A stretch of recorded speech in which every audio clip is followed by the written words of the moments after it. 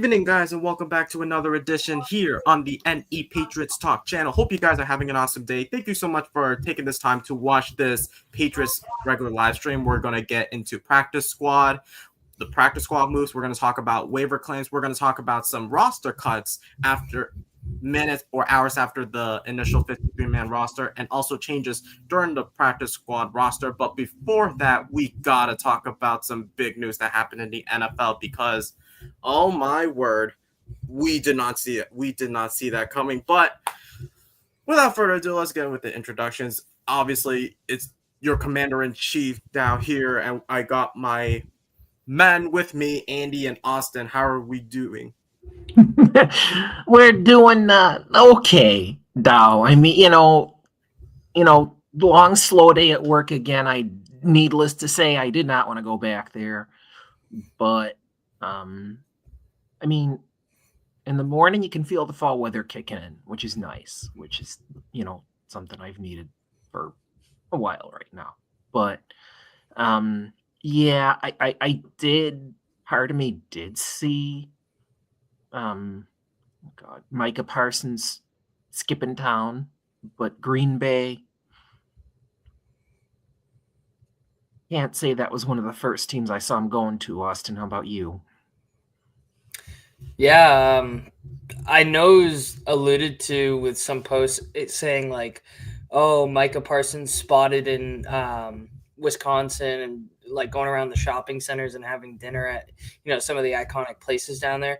So it definitely was hinting towards a trade to the Packers. But you're right. I don't think, if I had to guess, I would have thought he would have wanted to go to the Packers. And it ends up working out. I mean, he gets away from Jerry Jones, who, let's face it, has been one of the worst owners in the NFL. Just a total – he thinks it's the 80s and that you can just tell players what to do and they're just going to shut up and do it. Like he's like kind of like GM Belichick. Thank God Belichick was never the owner here, because Jerry Jones – Belichick acts like it's still the 80s and 90s NFL, as does Jones, but Jones is the owner of the Dallas Cowboys, and it starts at the top. And yeah, that team is stuck, back when they were America's team. And it's like whenever anybody still uses that term, it's like, no, it's, that's a historical reference you're making. There's an asterisk right there. You are not America's team anymore. Sorry. Take your cowboy hats and throw them on the ground. You're only the America's team just for opposing fans to laugh at you. I think that's what it means. But exactly. Until Jerry retires or sells or dies. Or dies. Because the last thing I want to hear from Jerry Jones is saying, I like to feel the pain. I like to feel the pain. Like, why? Why do you want to feel the pain? I don't know. He thinks he knows better, and he just constantly has let his fans and the franchise down. And I mean, the Dallas community must be in shambles. They lost their star basketball player in Luka Doncic, and now they just lost their basically star player for the Cowboys, the head of their franchise. So, I mean, it's like, you hear Dak Prescott, CeeDee Lamb, could they be, I don't know. I think that was it, offensive player of the year could be CeeDee Lamb or whatever. But I mean, yeah, they have a bona fide number one wide receiver, but in Micah Parsons, you're talking about one of the best defensive ends and pass rushers who ever was in the NFL. And I mean, generational talent. Exactly. And there was talk that he was a popular mock draft pick for us 4 years ago. I mean, in retrospect, we should have taken him. But here he is going to Green Bay, along with and Dallas also cut their other defensive end. He went to, I believe, Seattle. DeMarcus Lawrence? Correct. Yeah. And he's off to Seattle, and now obviously Parsons is at Lambeau. So like Paperways was saying, I mean, Green Bay, I mean, like us, they kind of have a good wide receiver core that's, I mean, they have Jaden Reed, they have Christian Watson, Matthew Golden, Matthew Golden, Romeo Dobbs, yeah, Dontavian Wicks, but he's out for the year. They have Josh Jacobs. They have Rashawn. Oh, they have Jacobs now. As a running back. So they have. They're a young team. They are a young team. But... Exactly. But now I honestly thought they were kind of foolish for taking Egbuka. I thought they could have gone more the defensive route, but they did not. Of course, now they have Micah Parsons. So in retrospect, that you wonder, makes you wonder that pick if they had that plan all along. Austin, go ahead. I was just gonna say, you said Egbuka. He went to the Bucs, so Matthew Golden to the Packers. Oh, Golden. Like if Dallas. Wait, are you talking about like if Dallas picked Matthew Golden, or you're talking about like if Green Bay? Golden went to Tampa Bay. Egbuka went to Green Bay. Other way around. Oh, flip it? Really? Yes. Mm-hmm. Yeah. Oh, yeah. You're right. Egbuka's a Buck. Correct. But I want to ask you guys, now with the Micah Parsons trade, granted this is a Patriot show, but with how explosive this news is, do you think that with Micah Parsons being at Lambeau Field, does that make the NFC North a lot more competitive in a way, or do you still think the Lions would still win the division regardless? Parsons is a one-man game-wrecking crew. So, yeah, it did make that division much more competitive. I mean, I think I would still give the Lions the slightest of edges, but the Packers will be in the thick of it with Chicago. And I mean, with all this talk about, up and coming Caleb Williams, and my friend and I were talking about this at work, up and coming Caleb Williams. We know how good offensive coordinators do when they go on to become head coaches in Josh McDaniels. And we just don't know who Ben Johnson is a head coach yet. So it's a waiting game for the Bears. I still give the Lions are, by a hair's breadth the top of that division, and Green Bay and Minnesota will be neck and neck for me. Yeah, with Ben Johnson, he's not going to be like your Brian Daboll, who has had that one good season, and then the Giants itself fell on their face. You're not going to get the next Kevin O'Connell, who is under the Sean McVay tree. Well, with Sean McVay, he was a first-time head coach, and we all know what happened with him. And then we could say that for so many coaches who were on the offense side. I bet you that Ben Johnson could potentially take the route of an Adam Gase type or Josh McDaniels type, but if he goes out and be like what Kevin O'Connell accomplished during his first season, we could say the same thing for Liam Cohen because he's also a first-time head coach, offensive coordinator. So and came from Tampa Bay, where he did very good work with Baker Mayfield. Same thing with Dave Canales, who was also first-time head coach last year with the Panthers, who also came from Tampa Bay. So, he came out of Tampa Bay, really interesting. Yeah, before Tampa Bay, I think it was Tampa Bay for one season, and then before that, he was with Seattle. Okay.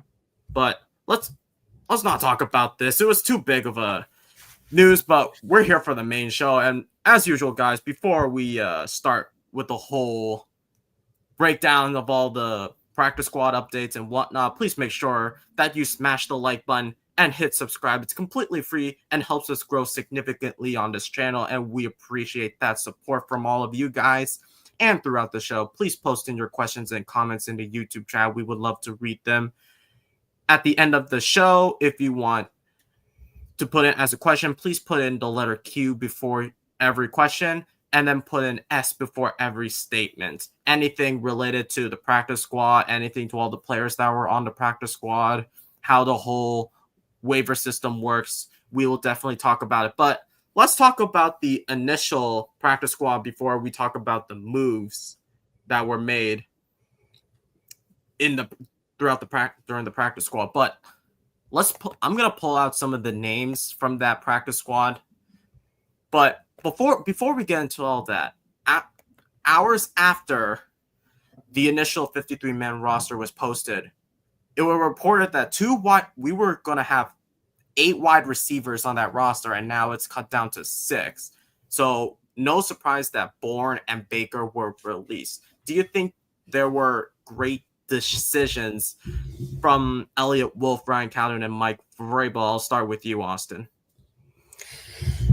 Yeah, I think there were good decisions. I think the most any of us ever projected even making it was 7, and even then it was kind of pushing it as far as wide receiver group goes.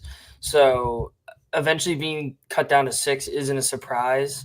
I do think we all were like, oh, Baker made the roster. That's interesting. And then a few hours later, he's cut. He passed through waivers, and I don't believe we picked him up on the practice squad. So it kind of seems like the Javon Baker era in Foxborough is over, and we can kind of put that to bed for now. As far as Kendrick Bourne goes, to my understanding, they were trying to get a deal done with the Vikings. It sounds like the Vikings kind of kept doing hey, Patriots? Yeah, okay, cool. And then call up the Panthers. Hey, Panthers? Yeah, well, they said they'll give me this. Can you give me that? Oh, okay. And it kind of seemed like a back and forth. And ultimately, the Vikings landed on bringing back Adam Thielen to be their wide receiver, too, as they're kind of dealing with the problem with Addison and just a lack of wide receiver talent. And then as a result, unfortunately, it seemed like we wanted to get rid of Bourne anyways. So Bourne is a casualty and he gets cut.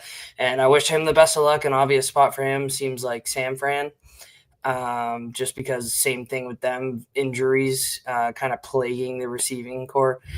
But I don't have any ill blood towards Kendrick Bourne. And I do think at the end of the day, it is a smart decision by our staff for the football team. How about you, Andy? Yeah, I mean, just going back on what you said, Austin, there seems to be a trend here of wide receivers going back to the team that drafted them. Like we saw Austin Eckler, although that's a running back, he's back with the Chargers. Thielen is back with the Vikings. You mean Keenan Allen? You're right. Keenan Allen, correct.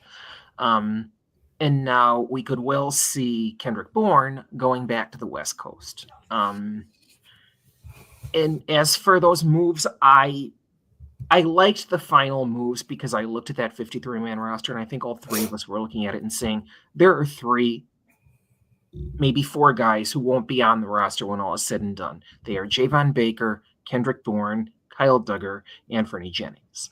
And now 2 of those guys are not on the roster. And to my knowledge, Austin, I believe you're correct. We did not ultimately practice squad Baker. Let me just look that up real quick.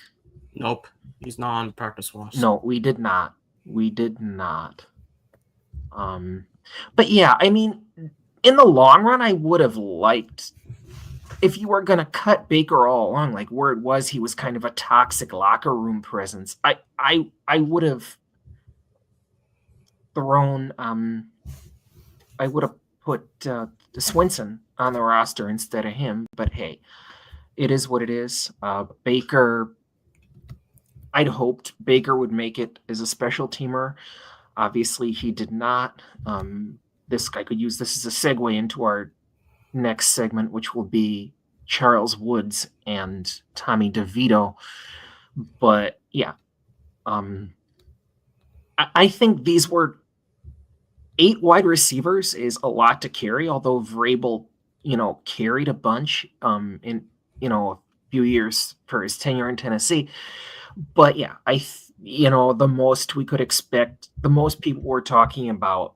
I mean, I did hear increasing talk of 7 when it looked like Baker would make the roster potentially as a special teamer, but that is not to be. So in Kendrick Bourne, yeah, he's a McDaniels guy, but like you said, Austin, he did have that trade. He did ask for that trade request because probably he said this is a crowded wide receiver room already, and I don't thank you, New England. I've had a great stay here, but it's time for me to possibly go home to San Francisco.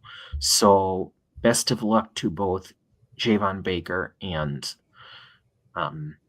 Kendrick Bourne in wherever they may land. And like I said, let's segue into who we picked up off the waiver wire. Yeah. My thoughts on Kendrick Bourne and Javon Baker caught. I knew at some point that these two would potentially not stick around for the roster any longer. Like Correct. Kendrick Bourne, he's been dealing with injuries, and I felt like he needed like a fresh start, considering that this is a new regime, even though we still have some coaches who were part of the team before, like Josh McDaniels, as you mentioned, Andy. He's back with the team as a offensive coordinator, so I would assume that Kendrick Bourne would be on that roster because of him. Unfortunately, that's not the case. So I feel like there needs to be a culture shift. I love Kendrick Bourne just because of his positivity and his interactions with the fans off the field. So I would assume he would stay with the roster, but it seems like Kendrick Bourne wouldn't have the same production after those two injuries that he suffered for the past couple of years, like the injury that he suffered against the Miami Dolphins week 8 in 2023, and then you have that foot injury during the scrimmage between Team Blue and Team White during like training camp. So that sucked. And then Javon Baker, after he deleted all of his posts on Instagram, we knew from the get-go that he would not be with the Patriots any longer. But I wish him the best of luck. Kendrick Bourne, there were reports that Kendrick Bourne is meeting with the San Francisco 49ers and the Washington Commanders. So, interesting. Maybe the Commanders. Wait, go ahead, Andy. No, oh boy. No, Dow, you go ahead, because I brain farted. I'll remember in a second, of course. Yeah, I was gonna say like wide receiver. I don't understand why Washington needs wide receivers. Like you have I don't know either. Debo, you just gave Terry McLaurin an extension. You just threw the book at McLaurin, and you've got Debo, and you've got. Do they still have Zacchaeus? No, I don't. No, he's not with the Bears. They have Christian McCaffrey's younger brother. Yeah, Luke McCaffrey. Yeah. So this was going to be my. Oh, go ahead, Austin. I was going to say I think they also have Diami Brown. Yes, that's their. No, I think he's with the Jaguars. He is. They had 2 Browns on their team. Noah Brown. Noah Brown. Yep. I can look at the roster. Diami Brown is with the Jaguars. So let me see. You have Noah Brown, Jalen Lane, who was the rookie out of Virginia Tech, Luke McCaffrey, Terry McLaurin, and Debo Samuel. That's it.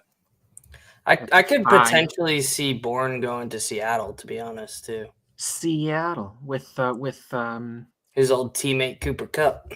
That could be they got Jigba. Interesting. Because I keep forgetting he's out of Eastern Washington. That just doesn't make sense to me. But anyway, yeah, I did not.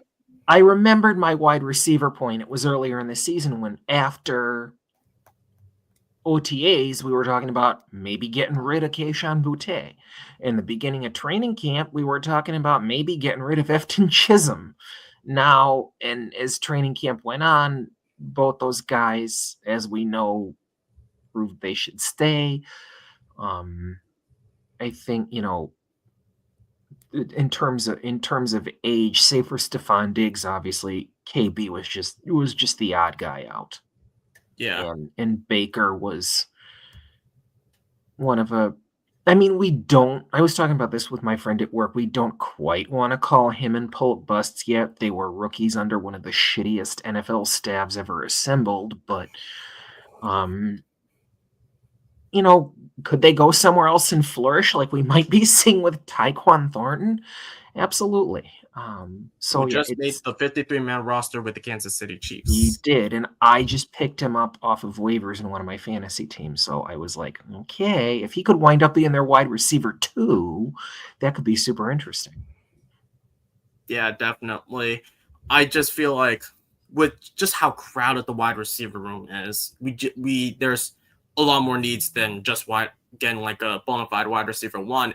But if one of our current wide receivers proves on the field that he could be that main weapon for Drake May, then I don't feel like wide receiver one could be like that big of a need.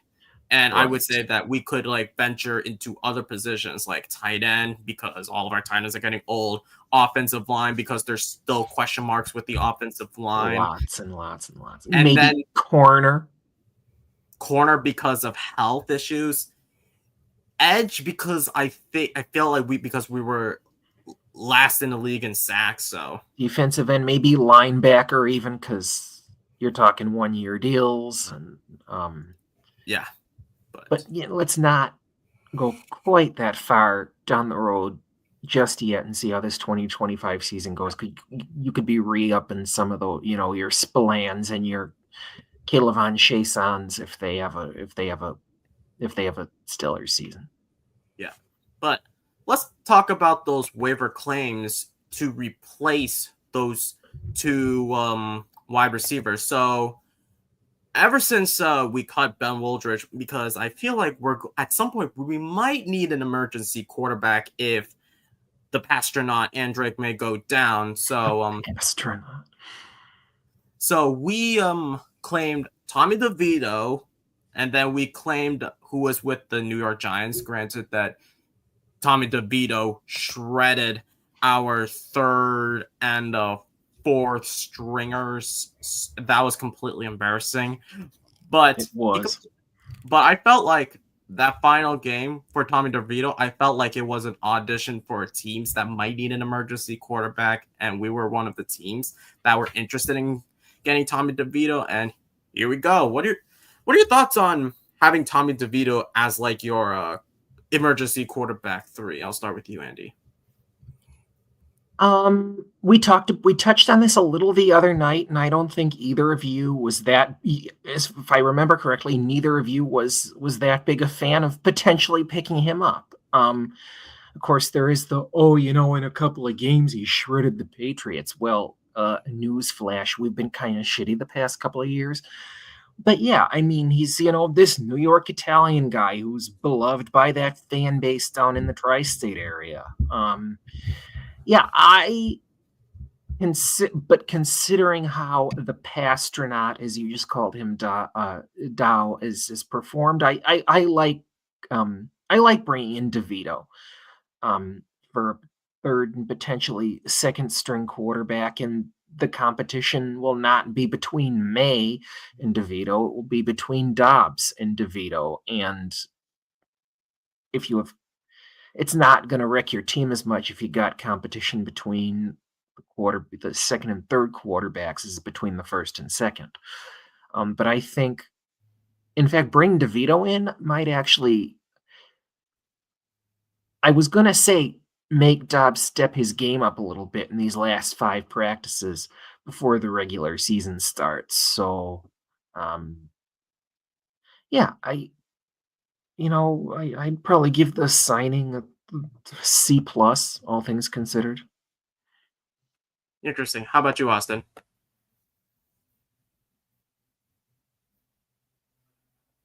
Oh, you're muted, man.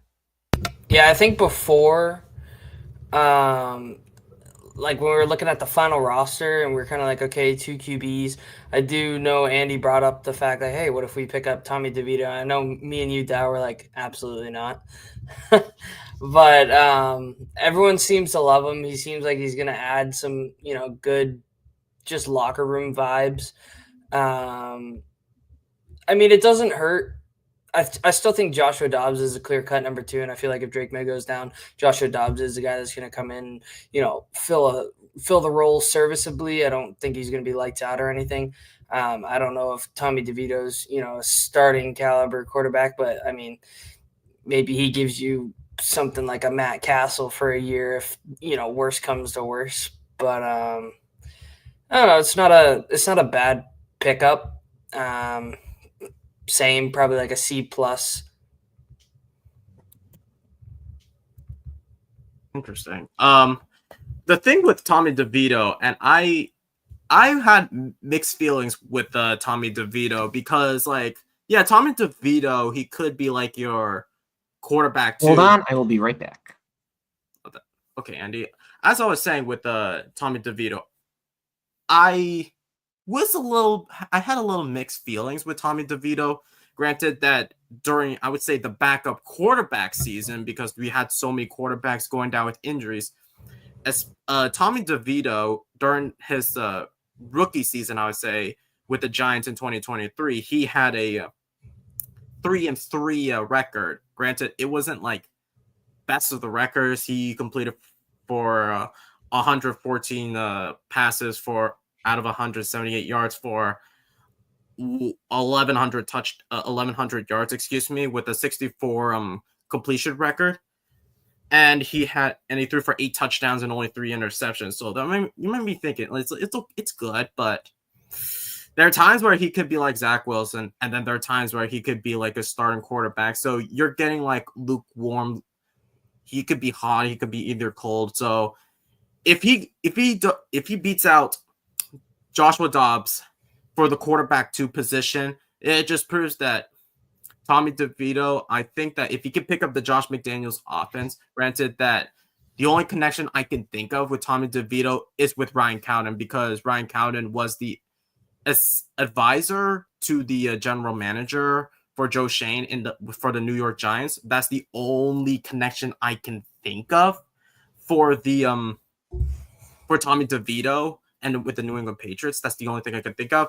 And then when it was asked about Josh McDaniels' offense, he did have Brian Daboll as his head coach, and Brian Daboll was the assistant coach for the New England Patriots for 2 stints. So basically, if Tommy DeVito can pick up Josh McDaniels' offensive scheme, that could be great. But we should see about Tommy DeVito. I think the other reason they picked up Tommy DeVito is he's kind of proven that he can be, a backup in the NFL. He's played, a couple games here and there, and won some games for the Giants. An interesting little tidbit too is the reason we were actually able to draft Drake May is because the Giants beat us, and he was the quarterback in that game. And now it's come full circle, and now he's on the team. I just think that's really cool. I would have maybe liked to see us pick up somebody like a Brady Cook out of Missouri. But I almost wonder if they're scared it's going to be like a Joe Milton thing where it's going to be the young stud coming up wanting to be the starter when it's like you're coming into the building knowing you're going to be a backup. And I think that's the appealing thing for Tommy DeVito is it's just he's been a backup his whole career thus far, so they can just continue to have him be a backup and really mold him into the type of quarterback they want to be. So Tommy DeVito. So if I look him up, he was. Oh, okay, here we go.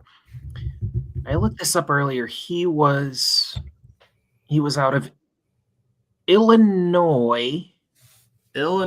Yes, he was out of Syracuse and then Illinois, and he was drafted by the Giants in 2023. Basically, he went undrafted in 2023, but he was picked up by the Giants. Yes. Picked up on the practice squad the following day. Yeah. So, DeVito, I mean, like I said, it's going to be a healthy competition between your 2 backup quarterbacks now. I was high on Brady Cook, hit it into the draft too. I think I even took him in one of my mock drafts.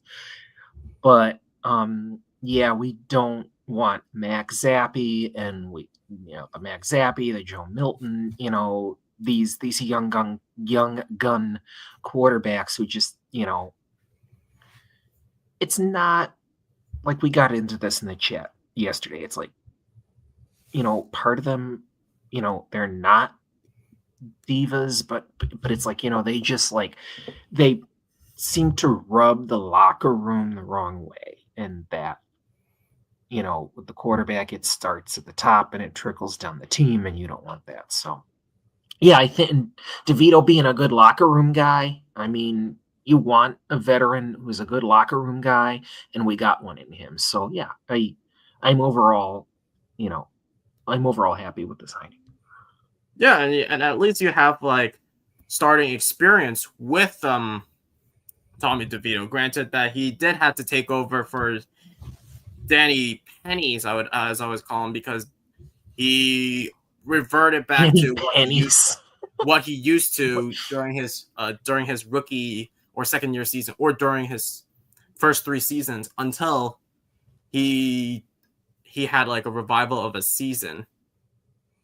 But yeah, I think like ever since that injury to Danny Pennies or Danny Jones, he yeah, I feel like Tommy DeVito had to take the next step, and then he what is it? Yeah, he looked okay. He only went 3 for 3. He had 8 touchdowns to 3 interceptions, so it's not bad, I would say. So he had a 64 completion record, so that's decent. Was this last season? No, this was during his rookie season. Last season, he did go 0-2. He completed for 31 passes out of 44 passes for 257 yards, 0 touchdowns, 0 interceptions, only 6 sacks. He had a 70.5 completion rate. Oh, not bad. So that's decent, I would say, for a quarterback who is not like your starting caliber, but he could be like your backup quarterback, I would say. 100%. But let's talk about the second player that we claimed off of waivers, and it's Charles Woods, who was the Charles Woods, undrafted free agent from the Los Angeles Rams, from Southern Methodist. He's a 5'11", 185-pounder. Spent majority of the season on a 53-man roster before finishing the season year on the practice squad. And then he played 12 games, finished a tackle on defense, and 1 special teams tackle. He was released on the 26th of this year. But what are your thoughts on I'll ask you this, Andy. What are your thoughts on Charles Woods being an addition to, I would say, the cornerback room and maybe for special teams? Much like Javon Baker, he is known for his skills as a gunner. If I just look up, I got an article here. New England Patriots. It's I actually didn't find much info on Woods, but it says he played on 5 different special team units last season, logging a 54.9% snap rate in the kicking game. This preseason, he played most of his snaps as a slot corner with 55 of 91, or 60.4%. He made positive plays as a nickel blitzer with 3 pressures and screen support, and allowed just 4 catches on 9 targets, 44.4% catch rate into coverage this summer. So they're actually paralleling him here, or Evan Lazarus, to Marcellus Dial, who it says, quote, was trending toward making the Patriots roster as a core special teamer and a big nickel defender. Vrabel and others have spoken about wanting bigger nickel corners at their disposal, giving Alex Austin chances to play in the slot in recent weeks. Although it is unlikely that Woods will be meaningful snaps on defense this season. New England only carried 5 corners on their initial roster, so the 5'11", 191-pounder could push for a similar role that the Patriots envisioned for Niles. So I think that's, a really interesting point by Lazar there. I mean, a Dial type guy. I mean, yeah, we could definitely use that in a cornerback room. Interesting. How about you, Austin? Yeah, I think Charles Woods is a good addition. It probably tells me that the coaching staff wasn't 100% sold on Javon Baker being our special teams guy. Like you said, Dowd, the guy played 12 games, mostly as a special teams gunner. So they probably really valued the experience like that, or from someone like that. And at the end of the day, it's just Javon Baker wasn't going to play meaningful snaps on offense. Like, I would have been shocked if he came in for, a couple plays a game. I just didn't see him getting into the rotation that way. So this way you kind of cut a receiver, you gain a corner, and now you have that extra corner to, if he needs to fill in on defense, cool. But, he's mostly just going to be lining up opposite of Brendan Schooler and just trying to help the special teams. And I assume our special teams coach had something to do with this too. I mean, they're not just going to randomly add some dude that's only played special teams. So they must have saw something in this guy. And I mean, I'm looking forward to it. Anybody that they, bring on that they think could help the team, I'm all for it. Yeah. Yeah. Go ahead. And to be honest, sorry about that, Doug. To be honest, 6 corners is, if I'm saying this correctly, kind of a light cornerback room. I mean, our mock draft, and I think our initial 53-man roster, I think we carried 6, maybe even 7. So yeah, I mean, I give this pickup probably the same thing as DeVito, a B-, C+. And I did think it was, a possible hint that Baker would wind up off the team, seeing as he's more, kind of a hybrid, actually, gunner and slot cornerback. Yeah.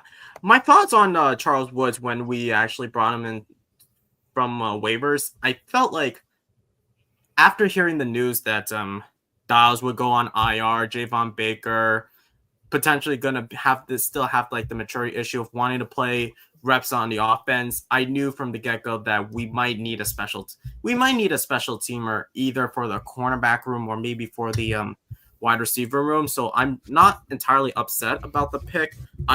He could be useful for depth. He could have like he would definitely replace like Marcellus Dial in a certain way because he also played corner and he had reps as special teamer. So I'm not entirely upset with it.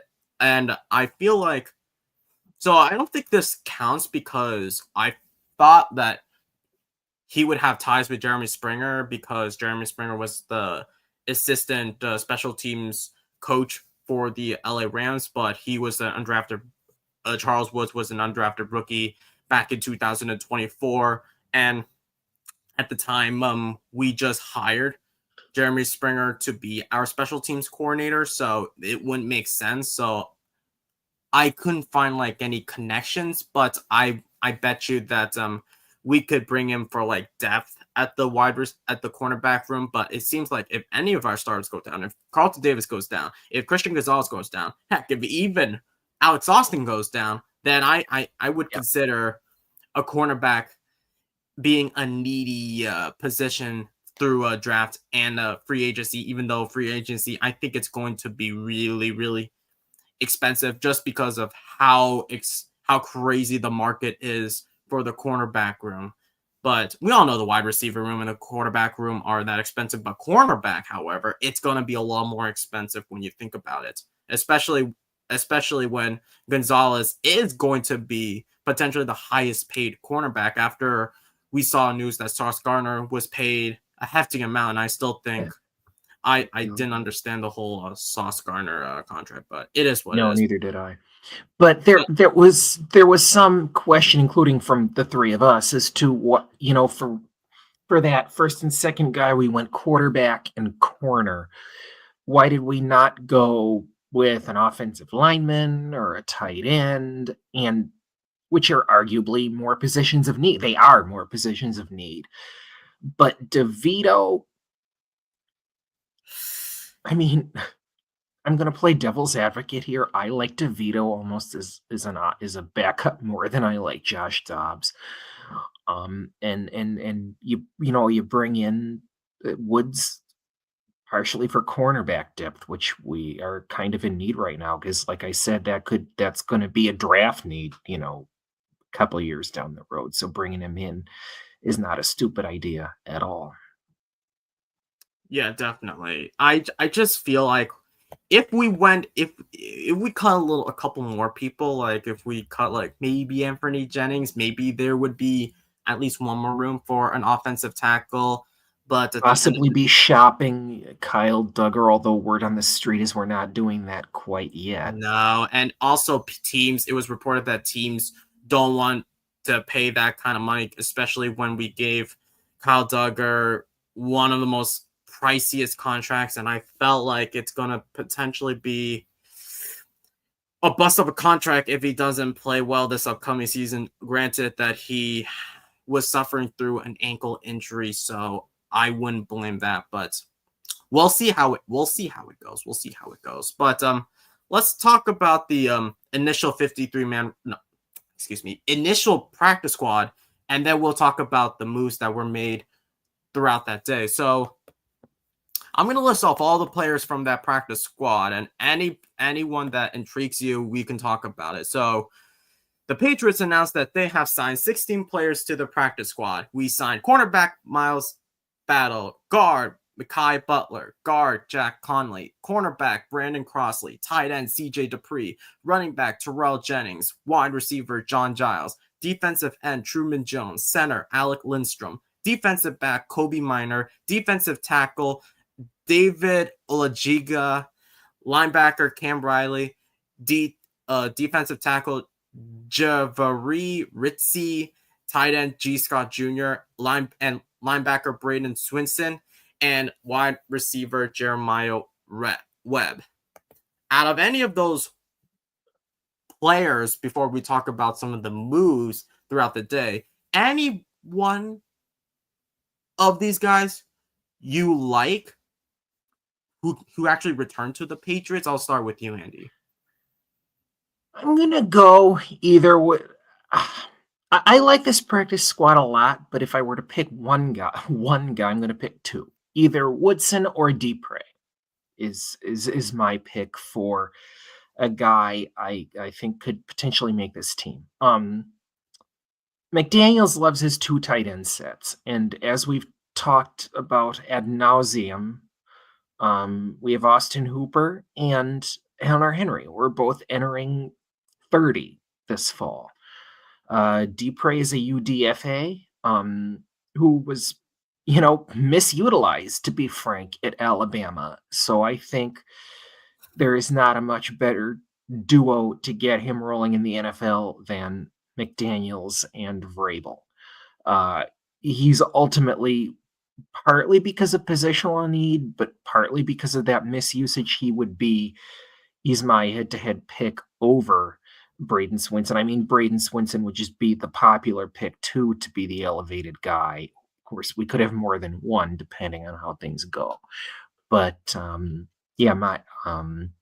potentially, in case of an injury to one of the top two guys, we also have Jack Westover on the roster, but he could be utilized more as a fullback. I'm going to be keeping an eye on Dupre on that practice squad. If I'm not mistaken, Andy, during in the chat yesterday, we were looking through all the updates, especially from our main man Tom. Huge shout out to Tom. He was like, he's the NFL insider for both us and for Kobe's channel. But you said you wanted Jack Conley back on your roster. Yes, I did. What were your thoughts on having Jack Conley back through the practice squad? Because I know you had high hopes for that guy, especially when he came from BC and he played reps at guard. So what are your thoughts on him? Considering at right guard or left guard? I think it's right guard. I think it's right guard too. And we have Onwenu at right guard, who's getting up there in age. So any young offensive lineman, I mean, you mentioned Alec Lindstrom, who's a center. I really, if I just take a peek at Jack Connolly's PFF grade again, I think I found it kind of surprising he went as a UDFA. Interior offensive lineman, played snaps at guard.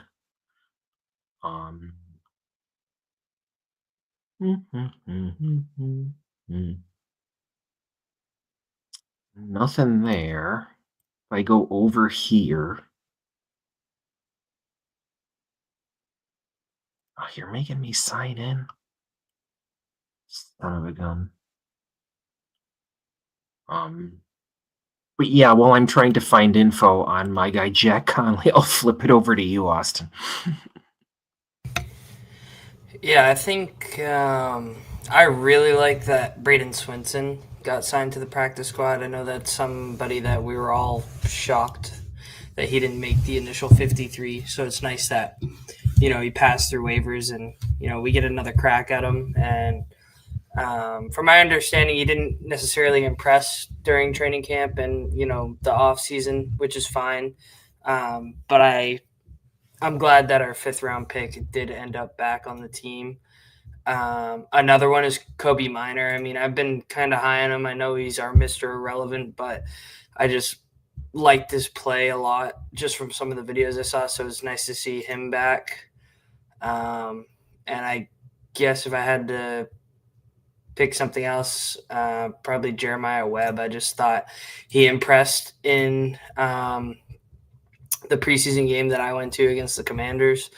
And just pretty much throughout the preseason. Granted, our wide receiver room is pretty stacked at the moment, but I do think if something were to go down with injury, I do think Jeremiah Webb or John Giles, they both seem like they're capable receivers out there.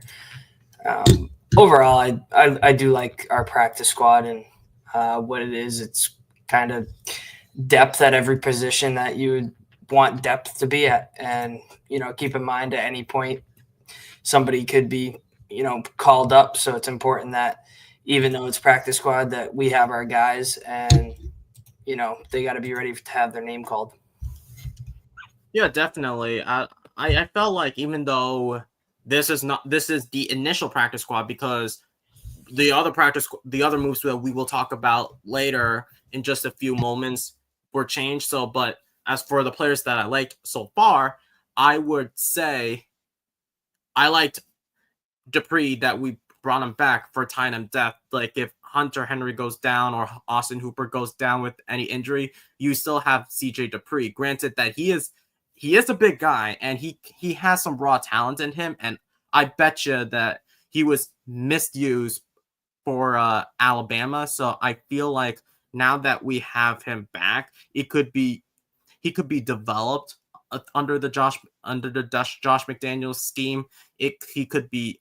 I know that he wasn't used a lot because I bet you Alabama used much of like the run game, a lot of RPOs. So basically, he could be like a type of blocker, but we hopefully I could see more out of CJ Dupree, because I remember I was really high on CJ Dupree when I saw some of his tape from him. Another player I liked on that practice squad, I liked Alec Lindstrom, considering that Lindstrom, he could be like your backup center if like Ben Brown or Garrett Bradbury don't work. You at least have a center, especially who played at BC, so he is like a home. It's like another homecoming party for him. So I wouldn't mind seeing depth at center, especially if one of them go down or one of them miserably doesn't perform well. But yeah, I like some of the moves that we make. I was really disappointed that I know Tyler is in the chat, but he was really high on Phil Lutz, the guy from the wide receiver out of Delaware. So it was unfortunate that we didn't get him, but at least we have some decent wide receivers who made a huge impact during the preseason, like with Jeremiah Webb and with John Giles. So yeah, I feel like all in all, it was a good initial practice squad. But let's talk about some of the moves that were made. So if I can just interject here, Dow, sorry, I have a little blurb on my guy, Jack Conley. Go ahead. All ACC honorable mention, started all 12 regular season games at right guard and finished career tied for most games played in program history with 60. Part of an offensive line that paved the way for 4 games of more than 200 rushing yards and 2 games of more than 300 rushing yards. So that's from the BC website. So pretty solid, if you ask me, for a guy who went undrafted. Yeah, definitely. Yeah, definitely. He could be your backup right guard if Onwenu goes down with an injury.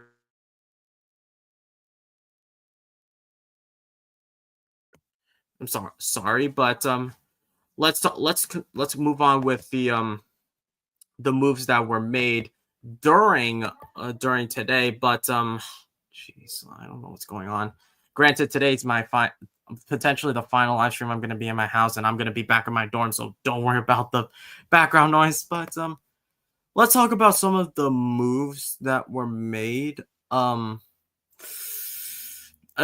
were made to the practice squad. So we signed defensive back Corey Ballanton, defensive line Corey Durden, defensive line Fabian Lovett, and then linebacker Mark Robinson to the practice squad, and released cornerback Brandon Crossley, linebacker Cam Riley, and tight end G. Scott Jr. Out of any of these 4 players you liked from for the practice squad, I'll start with you, Andy. Let me just go back to. So I honestly, like I said, I sadly didn't even know about these particular players until now. So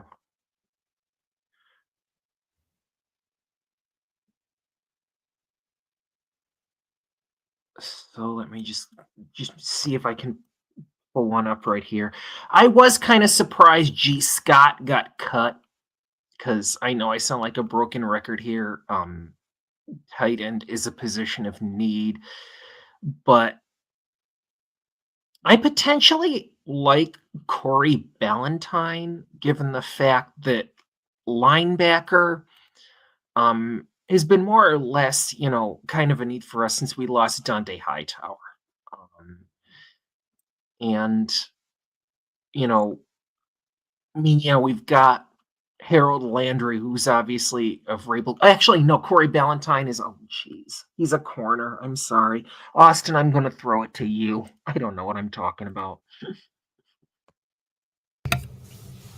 Yeah, so I'm not like super familiar. Muted. No. What? Yeah, I could hear him. I'm muted? Just continue, Austin. I can still hear him.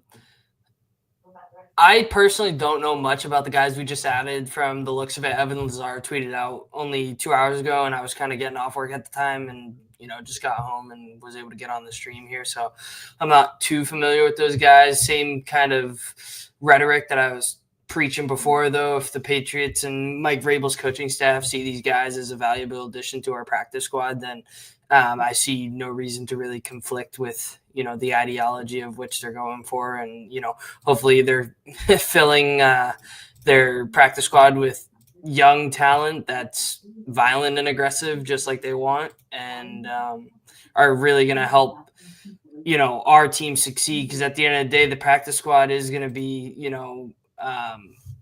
part of that scout team lineup. And, they're going to be helping our starters and our, backup second strings kind of get prepared week in, week out. So, I mean, in a lot of ways, second strings kind of get prepared week in, week out. So, I mean, in a lot of ways, second strings kind of what the heck week in, week out. So, I mean, what if you mute yourself, please?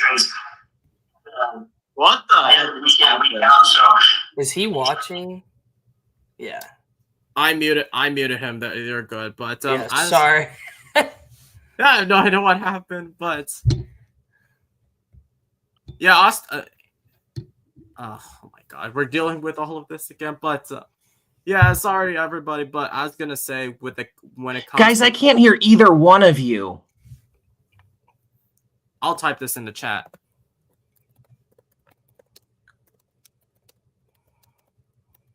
Just give me a second, guys. Don't worry. So as I was gonna say, yeah, Andy, you might want to refresh. So as I was gonna say, basically when I look at all these players that we signed, The one player that I think I'm intrigued about is Fabian Levette, and here's why. This guy played a lot. Can you hear it? Can you hear us now, Andy? I can hear you. Yeah, you Okay. should be able to hear me.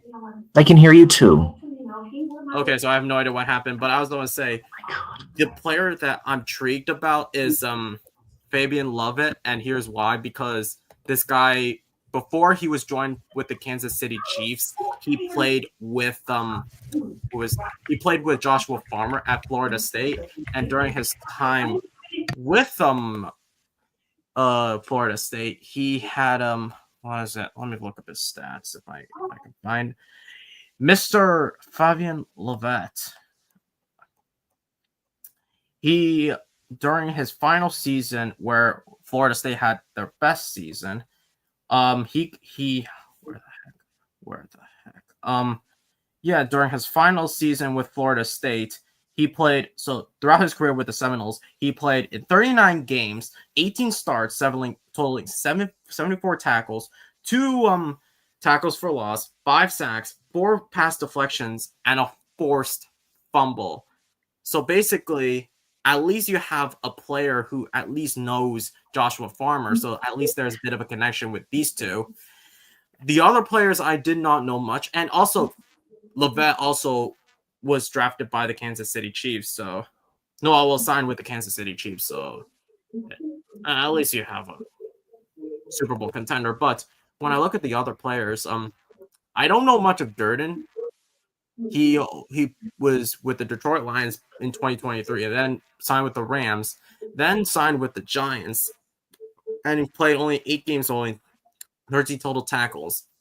Robinson, however, he was with the Pittsburgh Steelers for a majority of it. He played for 4 starts out of 38 games, 34 tackles, 1 sack, 1 forced fumble, and 11 special team tackles. And then with Ballantyne, he was with the Giants, Jets, Lions, and then Packers. He played for 69 NFL games, 11 starts, has 67 total tackles, 1 interception, and 2 forced fumbles, and has returned 37 kickoff for 876 yards. So my intrigued guy here, it was not actually Corey Ballantyne, as I just said, he's a cornerback, but it is in fact Mark Robinson, the former Pittsburgh Steelers linebacker. He had a really good, or I should say a decent coverage grade last year. It was 63.2, which ranked 55th out of 189 ranked linebackers. And his overall was 58th, 69.9. His overall 58th out of 189 ranked linebackers. So, and his run defense was a 69.5. And that's, stopping the run was more of a problem than stopping the pass this preseason. So I think that could well be one of the reasons why Vrabel opted to bring him in for the PS. Interesting. How about you, Austin? After hearing all the stats, anything change your mind, or maybe like scheme fits, or? Not really. I really got to see, what else they're going to contribute. I think the intriguing one is the David Olajiga. The guy for the Rams. Yeah, because he's our international player this year. It looks like. Yeah, definitely. That'd be the only intriguing one to me, but he doesn't have much, if any, stats to really go off of. And I mean, he's like 27 years old as, a second year, which is really old. So I don't know. Yeah, but well, that's going to be it for the majority of the show. Now we're going to get to some of your questions and statements. Just remember, guys, if you want to post your questions and statements, please put in Q before every question and then statement, S for statement in the YouTube chat. And if you haven't already, please make sure that you smash the like button. Hit subscribe. It's completely free and helps us grow significantly here on this channel.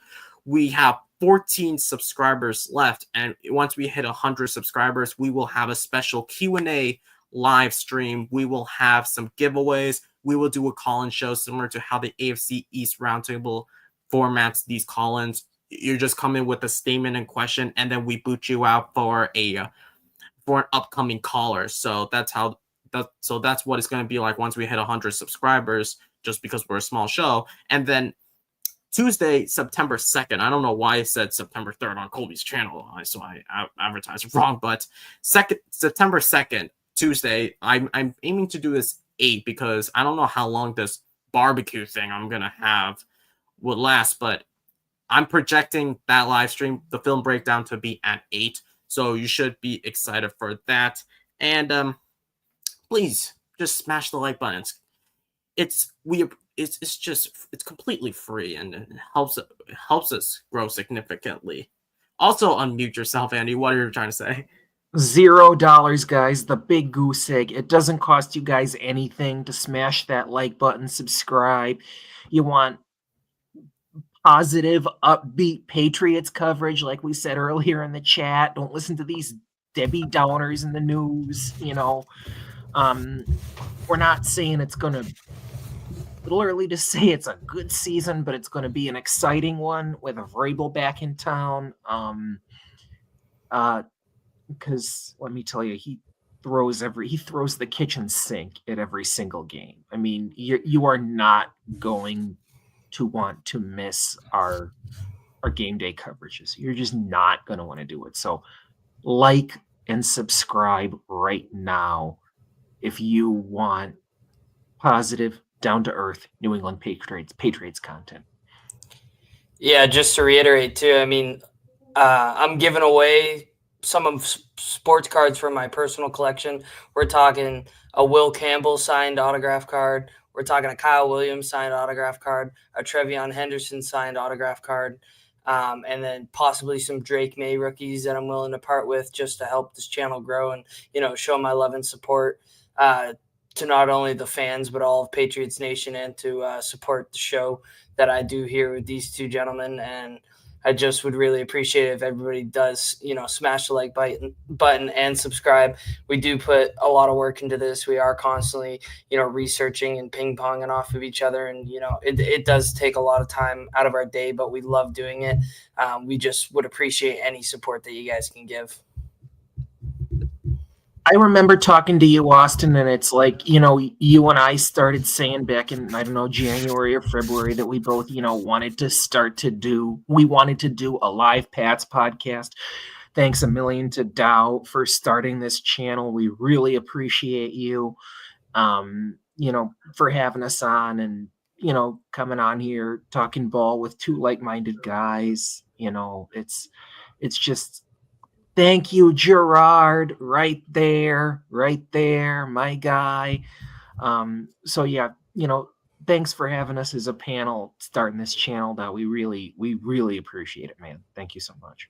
No problem. It's originally I started doing this with me and a friend after the whole backlog, because outside of it, I had some friends that I was thinking of doing a channel with, but we had some personal turmoil that happened. So unfortunately, my friend is now a Buffalo Bills fan. So if any Buffalo Bills fan, I can't believe you would do this to me. What happened? So my friend, private conversation, though. We'll talk about this at the end. I think we already knew this, but yeah, ever since I invited you, Andy, and then you, Austin, and then the rest of the gang that I know of, it was a fun time, and especially that I wanted to provide. I started doing this channel just because after how guilty I was for not joining the Patreon page week 17 after that horrible Chargers loss, I was busy with my family, so I just didn't have the time to. I was really upset with how the outcome looked, and I really and as a gift for all of you guys, just because you really want to hear my thoughts after on Colby's channel, I decided to provide this beautiful platform with a bunch of fellow Pats fans, just so that I'm not the only one voicing my own opinions, and I get to have more of this interaction with all of you guys. So I really appreciate all of the support, and I couldn't do this without you, especially life as a student and life as a content creator is not really easy. So that's how life is. But without further ado, let's get to some of your questions. I did star some of your questions just so I don't forget all of you guys. But NJ comes in. I'll start off with NJ's question. He comes in by saying, "What's the realistic record for the season? Are we at least a wild card spot team, or maybe even better?" I'll start with you, Andy.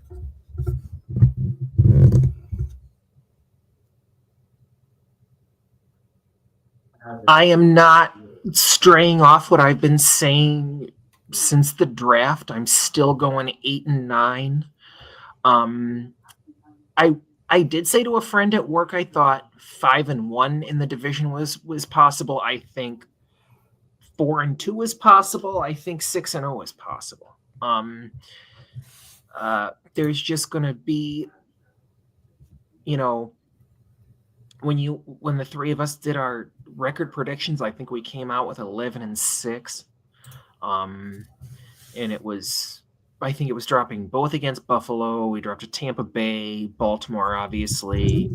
We even dropped a Jets game in that prediction. But anyway, I am not straying off 9-8. I think that's still a realistic prediction, and depending on how things go in the AFC, could get us in through the back door. How about you, Austin? Yeah, so I'd like to preface this with the fact that I think it's something like in the past 5 years in the AFC, no team has made the playoffs with less than 10 wins.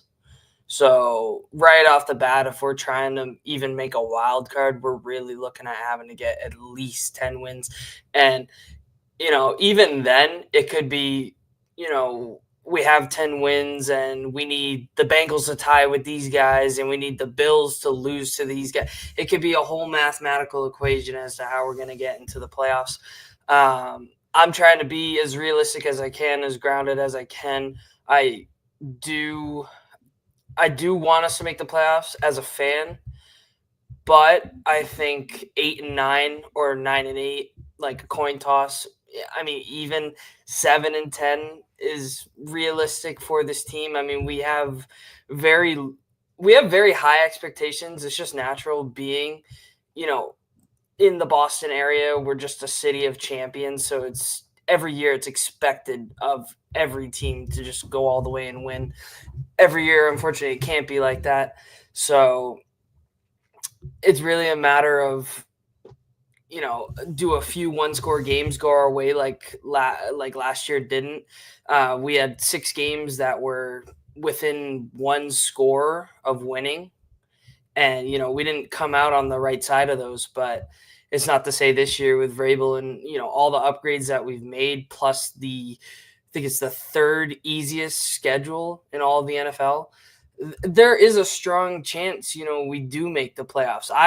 My goal is to at least, every time I turn on, NFL Network or ESPN or something like that, is to see the playoff picture and just have Patriots in the hunt. That is my goal for the year. I just want us to be playing some meaningful football, even if we don't make the playoffs. Just have us looking forward, have us wanting to watch the games for something week in and week out. Yeah, definitely. Last season, compared to this season, last season we had not high expectations for this team because we knew how bad that team would be, and I'm gonna say the same for this year. Even though we made improvements on a roster and personnel wise and coaching staff wise, I'm not gonna make a definite record for what I expect this team to go at, because I expect progression throughout this entire journey that all of us will have as Patriots fans. We're speaking of journey, I'm thinking of starting a brand new series. It's similar to pregame. It's like the pregame live streams and postgame live streams. I'm going to call this the Patriots Mayflower Voyage. As we start on this miraculous voyage from week 1 to week 18 and potentially make the playoffs, but I expect some progression from this team, especially you're under Mike Vrabel. And because if there's no progression under this team, how can we succeed? Especially with how the NFL is nowadays. You have so many fans that are extremely impatient as ever. If your quarterback doesn't do good, you have to find another quarterback. If your head coach doesn't good, he's fired and you have to find another head coach. The league is not as simplistic as you think. So this is why I expect progression, no matter how hard, no matter how easy the schedule is. So I expect progression and progression. There will be some bumps along the ride, but as long as they're progression compared to last season, I expect a 9-8 or 8-9 season, as you alluded to, Andy. And also the thing about football is freak injuries to your best players. One penalty that doesn't go your way can wreck the whole game for you. An interception at the goal line, as we saw in Super Bowl 49. So it's, this is a game of inches we're talking about here. Any game on any given Sunday could go any way.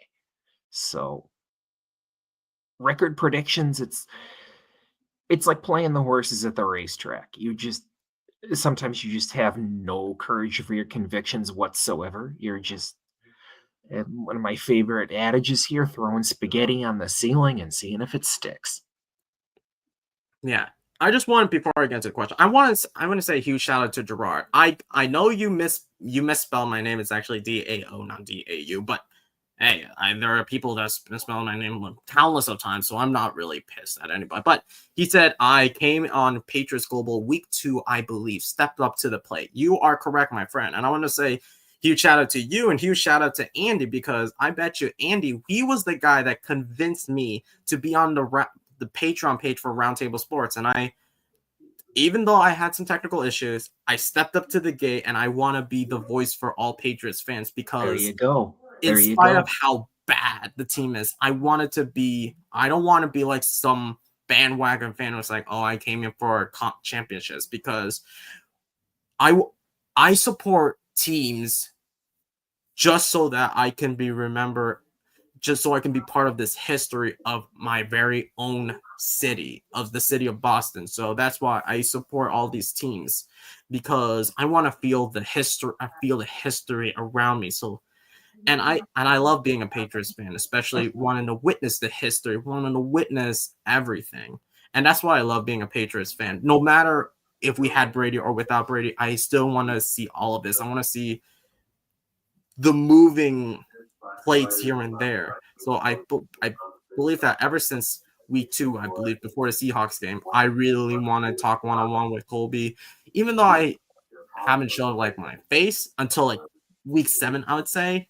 I at least gave my insight, at least, and that's just like how the journey with the Patriots, my journey throughout the whole entire show, by joining on that Patreon page, it was actually, there was a lot of progression. There was a lot of progression with like my speech and blah blah blah. Because like, it's not easy being on stage, especially with a bunch of no-namers that I have never met. So yeah, I really enjoy, appreciate, and a huge shout out to you, Gerard, for joining my journey here and there. But yeah, let's get to another question. I think that would be the final question for tonight, and it's from none other than our Bills fan and head mod, DF Forever.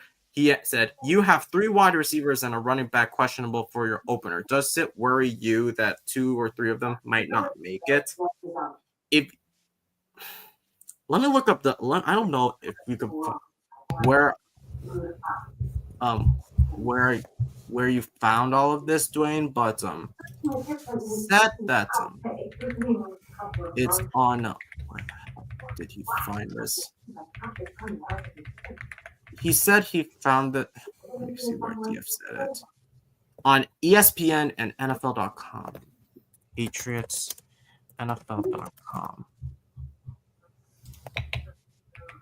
So here we go. Oh no, that's old. Don't mind me. Okay, preview. No, not the video. Let me see. Yeah, I'm not finding anything on the Pats website. So he said it's from NFL.com. I can also look into Mike Reese. I can also look into various, and I mean various players. So Gonzo, I know he didn't practice today. Same with Anthony Jennings.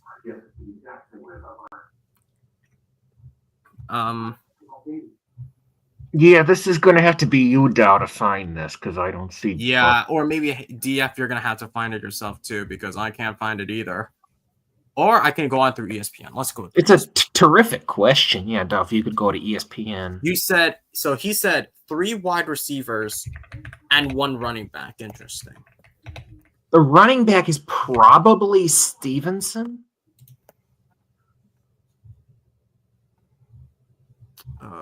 No, I'm not looking for Rich Cimini's story on Lewis blames Bledsoe for hit that ushered Brady era. Stop. Let's stop talking about that. We all know what happened. Nope. So it looks like Ramondre Stevenson dealing with something, Stephon Diggs knee, Kyle Williams for concussion, Efton Chisholm ankle, Pokes obviously out for the season, and I guess the only other one you could say is Gonzo with his hamstring. And where are you finding this, Austin? I did say Stevenson, but where'd you find that? ESPN. Yeah, okay. Yeah, I know it's from what search? I just looked up New England Patriots injuries. Yeah, because I also look up through ESPN. I couldn't find anything. I just found a story from an article from Rich Cimini about how Mo Lewis took out Drew Bledsoe and blamed Drew Bledsoe for. That's what I found too. Yeah. Which I'm like, okay, let's stop. Before I move on, I'm just telling Mo Lewis, stop BSing about the fact that you're blaming Drew Bledsoe. You did not know that Tom Brady would make a miraculous run from 2000 to 2019. So I don't get why you had the audacity to blame. Are you kidding me? Still 24 years later, he's still saying that? Fucking Jets, man. Especially ex-Jets players. Like, come on. Like, who gives a flying duck's ass that you blame a quarterback just for a dynasty? That's basically you screwing it up big time. But yeah, I don't know. Because those. I'm sorry, Austin. I sent the link on Discord for you guys. Oh, thank you. Okay, I'll take a look at the very end. But Paperwaves. Tyler asked me, "Can I drop the link for Discord so my boy Eric can join?" So yes, okay. So Steven is questionable through ESPN. Williams is also questionable because of that hospital. The hospital. Kyle Williams, yeah, and that's what really Josh. I'm sorry, guys, but that's what really made me Josh Dobbs. It's like, oh god, that Williams. You can't do that. I mean, yeah, it was one play, but still not cool. Also, you're a veteran in the league at this point. You shouldn't be making hospital balls to rookies. Yeah, that was unacceptable from Joshua Dobbs, so I did not know what he was thinking, but I'm going to quickly look up Colby's Discord because my man Eric wants to join the Discord. And that's awesome, my friend.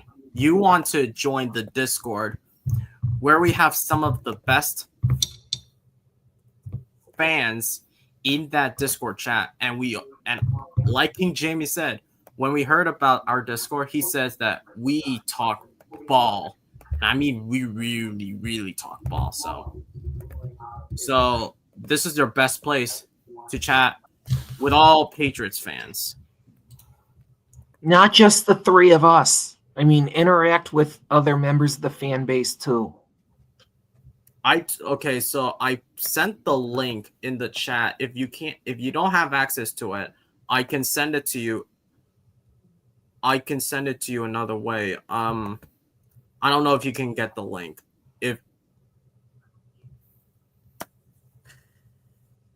Interesting. Let me see. Okay, so he's saying he likes having his email almost read on Pat's on filter for them to go on another 30-minute tangent and forgot they were going to read about it. Yep. Oh, I've been there, done that. But if I don't think there's any more questions, I'm gonna say we're gonna call it a stream, and I'm gonna say thank you so much, guys, for. What about the uniform? The link is in the chat, NJ, if you really wanted to join. So, but yeah, thank you so much, guys, for joining this live stream. We really appreciate the support, especially in that one heck of a journey that we have.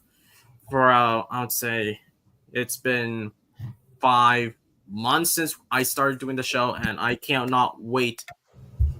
Oh, it won't let you join. I'll Real quick before we go, what are your thoughts on the new uniform, guys? Shoot, I forgot about. I kind of like that blue personally. It's when I first saw it, I thought I should. My buddy at work pulled it up, and he's like, the stripe is a little weird. But and maybe the Annie, I would have preferred Flying Elvis over the Annie personally. That's that's my 2 cents. I do like the color though overall. Yeah, but for me, when it came to the when it came to the whole the uniforms thing, I was okay with it. I felt like it was a more darker version of the UNC uniforms because they look a lot similar to the UNC forms. I thought when I thought of the New England Patriots rivalries uniform, my either assumption is it would either fit the weather theme up in Foxborough or all of New England, or it would fit the theme of all the Minutemen during the Revolutionary War, like similar to all George Washington's uniform and all the history behind it. So I thought it would fit all the American history, but it seems like it's just another version of the UNC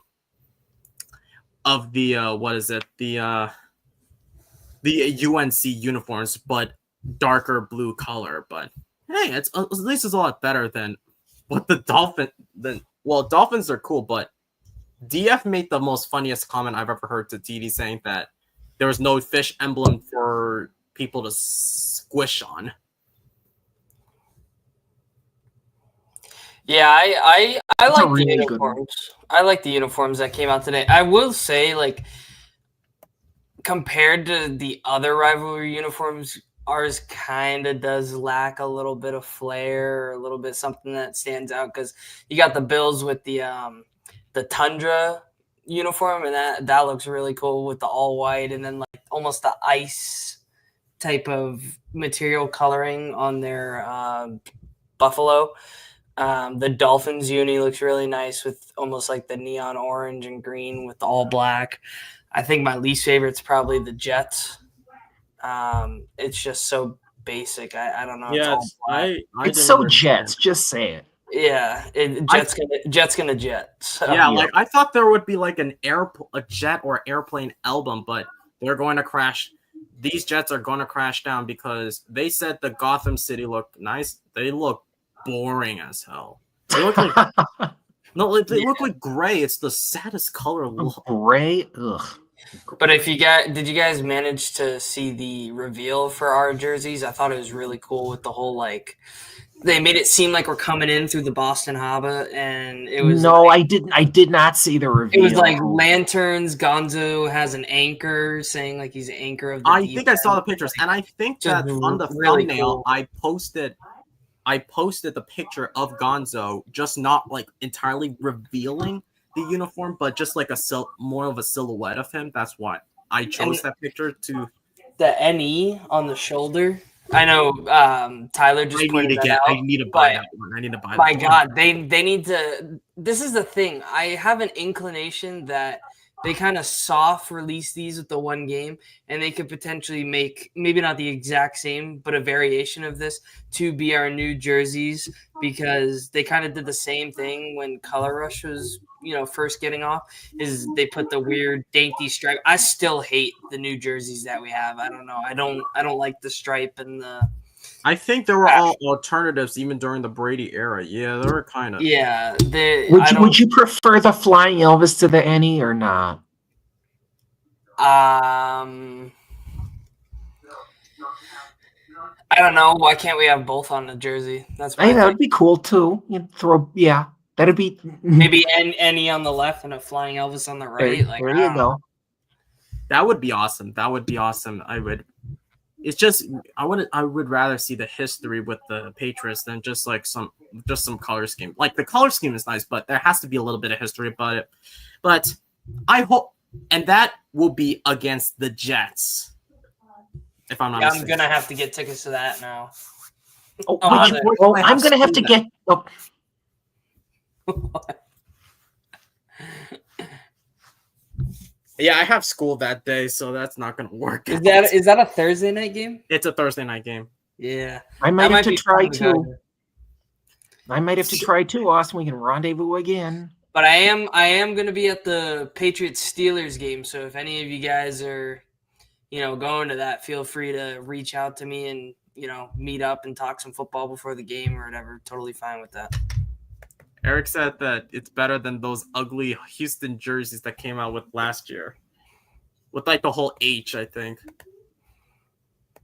But well, Eric and Jay, now that you received the link, welcome to the Patriots global family, I would say, and I can't wait to see the future with all of you guys. Oh, Tyler's saying that he's going to the Patriots Ravens game, especially he's from Delaware, so I'm not surprised. But that's going to be it for today's live stream. As usual, thank you to Andy and Austin for joining me as always. Thank you to all of my fellow Pats fans who took some of your time from your day to join this live stream in the chat, and we appreciate your support. If you haven't already, and I'm shame on you guys, only 2 likes.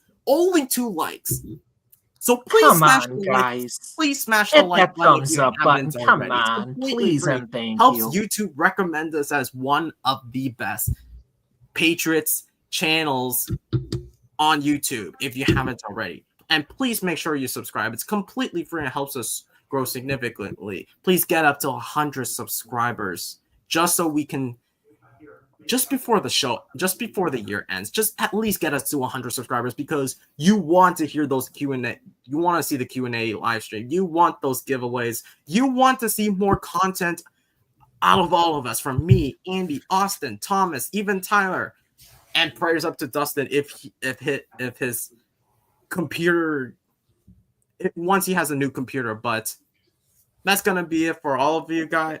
And this is the last thing: share with all of your friends. I forgot to mention all that. Please share with all your friends, just to tell all your friends, hey, we have a Patriots channel here. You don't want to miss it, and turn on the bell notifications so you don't forget. And as always, boys, go Pats. Go Pats.